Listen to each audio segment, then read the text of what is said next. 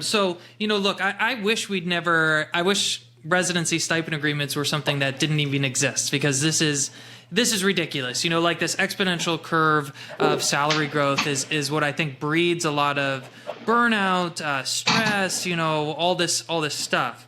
So I'm very curious from your perspective, who is so knowledgeable about employment in this healthcare system. I'm a big proponent of unions. There is such thing as like CRR, which is a very large residency union. To my knowledge, maybe there's small instances of like physician unions, but I don't really know a ton of them.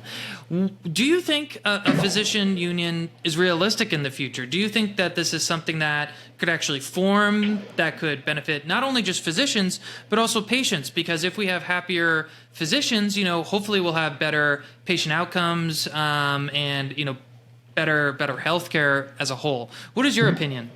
Yeah, so this is an issue that I think about quite often. And I'm curious one day when we come back to this podcast, like 5 or 10 years from now, whether I'm going to be red-faced about my answer or not. I don't know. I might change my opinion on this. There's a number of moving parts that might happen over the next 5 or 10 years.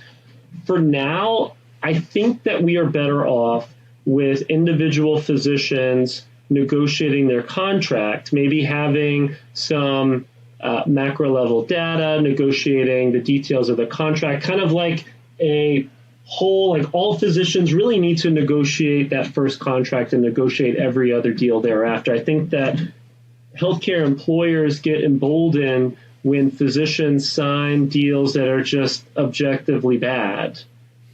We need more penalties for employers that offer bad deals. We need physicians making better deals, and that's just one of my goals with the law firm, with the practice, with the Instagram. I've had this joke with in-house general counsels for healthcare companies. I tell them, look, you got to negotiate with me, okay? You have to create fair contracts, because if you don't, the next step is a physician union, okay? Right. And if we can't make any inroads, okay, if you continue to shove like terrible contracts down physicians' throat, if you can continue to merge with each other, create just these massive conglomerates, then the next step is physician unions. It really should be antitrust, like the FTC and just antitrust litigation need to break up some of these healthcare companies that really consolidate entire markets. Just on the macro level, just digress for a moment, okay? A lot of healthcare employers are merging with each other. The surface level argument for that is to increase their negotiation leverage against payors, against insurance companies, negotiate better rates, that sort of thing. But one of the other 80s, the vast majority of physicians practice independently. They were not directly employed by hospitals. They were not employed in these law motivations. Or maybe just one of the other outcomes is that they have much more leverage against individual physicians. Remember, back in like the large practice settings, now the vast majority of physicians are employed directly by hospitals or in these mega groups like multi-specialty practices. There's a little bit of nuance based on your specialty and what you're trying to accomplish, okay, painting with some broad brushes.